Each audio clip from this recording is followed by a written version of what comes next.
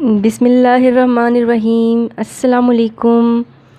आज 9th class की maths की बुक की एक्सरसाइज नंबर 1.1 का क्वेश्चन नंबर 3 मैंने बोर्ड पे मेंशन किया हुआ है और इसका सॉल्यूशन हम स्टार्ट करेंगे। तो क्वेश्चन नंबर 3 क्या कहता है? Find values of A B C D which satisfy the matrix equation. नीचे मैंने क्वेश्चन भी लिखा हुआ है, उसकी एंट्रीज़ आप देख सकते हैं क्या हैं। तो इस क्वेश्चन को कैसे सॉल्व करना है, सबसे पहले तो आप क्वेश्चन की स्टेटमेंट गौर से पढ़ें तो देखें, इसमें लिखा है find values of A B C D which satisfy the matrix equation. Matrix equation को सेटिस्फाई करती है ये इक्वेशन जो नीचे लिखी हुई है। इट मीन्स के आसान अल्फाज में ये क्या बात है कि इक्वल मैट्रिसेस की डेफिनेशन, ये स्टेटमेंट जो नीचे मैट्रिक्स दो दिए गए हैं ये दोनों मैट्रिक्स सेटिस्फाई करते हैं। तो इक्वल मैट्रिक्स की क्या डेफिनेशन थी? देखें, इन दोनों मैट्रिसेस के दरमियान इक्वल का साइन डाला हुआ है और ये कहा जा रहा है कि ये दोनों मैट्रिक्स इक्वेशन को सेटिस्फाई करते हैं। तो इट मीन्स कि ये इसमें इक्वल मैट्रिक्स की दोनों कंडीशंस सेटिस्फाई होती हैं। तो इक्वल मैट्रिसेस की फर्स्ट कंडीशन थी कि ऑर्डर ऑफ दोनों मैट्रिसेस इज़ सेम, दोनों मैट्रिसेस का ऑर्डर सेम होता है। और दूसरी कंडीशन क्या थी कि देयर कॉरस्पॉन्डिंग एंट्रीज़ या एलिमेंट्स आर इक्वल।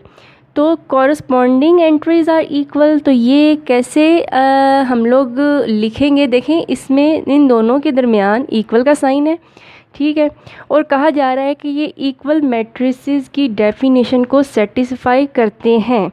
तो इक्वल मैट्रिसेस की डेफिनेशन का दूसरा पॉइंट क्या था कि corresponding entries are equal. Corresponding का मतलब भी मैंने आपको समझाया था।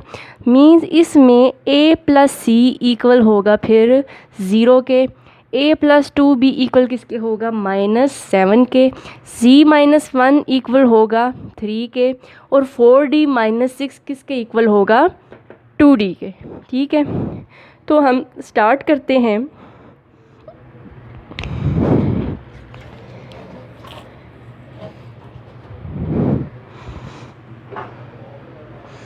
सबसे पहले हमने क्या करना है, इक्वेशन लिखनी है a प्लस सी इक्वल होगा 0 के। ये हम लोग क्यों लिख रहे हैं? क्योंकि हम जानते हैं कि ये दोनों मैट्रिसेस इक्वल हैं।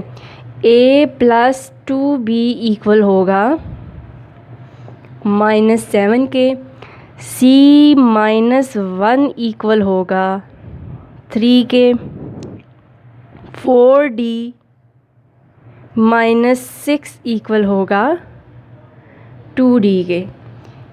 इसे कह लें इक्वेशन नंबर 1, इसे कह लें इक्वेशन नंबर 2, इसे कह लें इक्वेशन नंबर 3, इसे कह लें 4।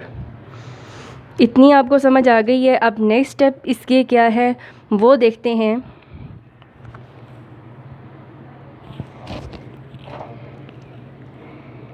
जी, अब ये 4 इक्वेशंस मेंशन की हुई हैं आपके सामने और इसमें हम लोगों ने फाइंड आउट क्या करना है? Values of A B C D. देखें, ए बी सी डी इन चारों इक्वेशंस में अननोन वैल्यूज़ हैं, तो वो हमने फ़ाइंड करनी है। तो वो कैसे फ़ाइंड करनी है? इस तरह की कोई सिचुएशन हो तो हम लोग सबसे पहले एक इजी ट्रिक होती है हमारे पास, और वो क्या होती है? देखें, हमने अननोन वैल्यूज़ फाइंड करनी है, वो है ए बी सी डी। ठीक है, अब हम लोगों ने कोई ऐसी इक्वेशन ढूंढनी है जिसमें कोई एक अननोन वैल्यू पड़ी हुई हो। इसमें देखें 2 पड़ी हुई हैं, a प्लस सी, इधर इसको भी नहीं छेड़ना, इसमें भी 2 पड़ी हुई हैं, a और b अननोन वैल्यू इधर इसमें पड़ी हुई हैं। तीसरी इक्वेशन देखें तो इसमें एक अननोन वैल्यू पड़ी हुई है जो कि है c।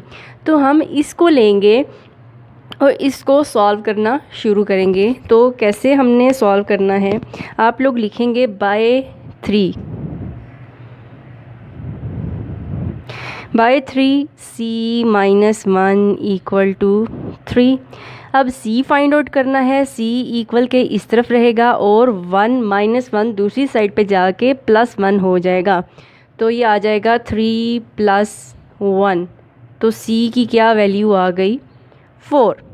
हमारे पास एक अननोन वैल्यू आ चुकी है जो कि 4 है।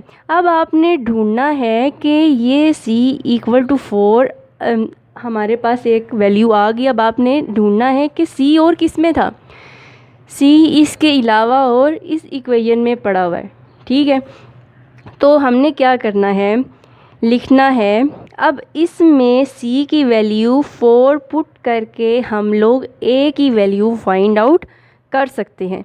तो कैसे करना है, आप लोग लिखेंगे बाय पुटिंग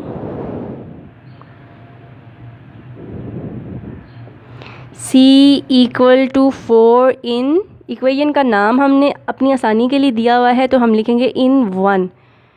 c की वैल्यू 4 इसमें दर्ज करने से हमारे पास क्या आएगा, देखें। अब a एज इट इज़ आ गया और c की जगह उसकी वैल्यू जो कि 4 है वो लिख दी, इक्वल टू 0।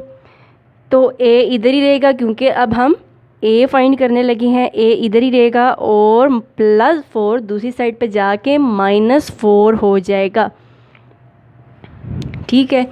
अब a की वैल्यू आ गई -4। अब आपने देखना है कि a इसके अलावा और किस इक्वेशन में है। a इस इक्वेशन के अलावा और सेकंड इक्वेशन में है, तो अब हम सेकंड इक्वेशन में a की वैल्यू पुट करेंगे -4 और b की वैल्यू हमारे पास आ जाएगी।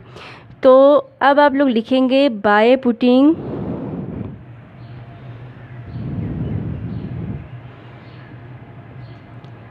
a equal to -4 in 2, equation का नाम 2 है। तो ये देखें a की जगह फिर क्या लिखेंगे, -4 plus 2b as it is आ गया, इक्वल टू -7। 2b इधर ही रहेगा और देखिए अब हमने b को अकेला करना है लेफ़्ट साइड पे। क्यों अकेला करना है, क्योंकि हमने उसकी वैल्यू फाइंड करनी है। तो b को अकेला करने के लिए हमने उसके आगे पीछे जो जो चीज़ें हैं वो हटा के दूसरी साइड पर लेकर जानी है। तो 2b एज इट इज़ अभी लिखेंगे और -4 दूसरी साइड पर जाके +4 हो जाएगा, ठीक है।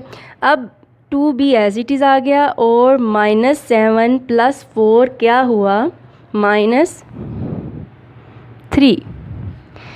अब 2b के साथ मल्टीप्लाई हो रहा है तो दूसरी साइड पे जाके डिवाइड होगा, ठीक है। चीज़ माइनस हो रही हो दूसरी साइड पे जाके प्लस होती है, चीज़ डिवाइड या मल्टीप्लाई हो रही हो तो दूसरी साइड पे जाके अपोजिट हो जाता है। डिवाइड हो रही होगी इस साइड पे तो इस साइड पे जाके मल्टीप्लाई होगी, और अगर इस साइड पे मल्टीप्लाई हो रही है तो इस साइड पे जाके डिवाइड हो जाएगी। मतलब इधर 2 मल्टीप्लाई हो रहा है तो इस साइड पे जाके डिवाइड हो जाएगा, 3/2 आ जाएगा। ये आ गई b की वैल्यू, क्लियर है। अब रह गया है d की वैल्यू फाइंड करने वाली रह गई है। तो d की वैल्यू कैसे फाइंड करेंगे, d 4 इक्वेशन अब हम लेंगे। तो 4 इक्वेशन क्या है,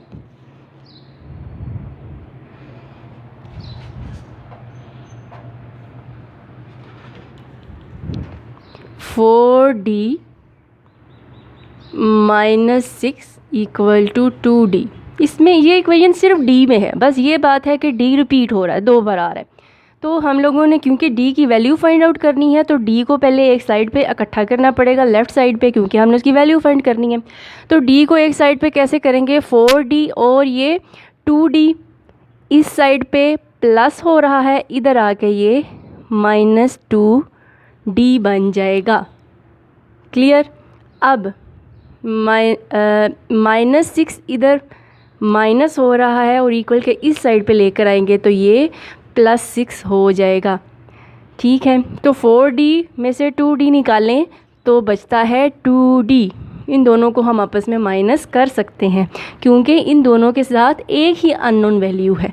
अगर इधर होता 4a - 2d फिर हम इनको माइनस नहीं कर सकते थे।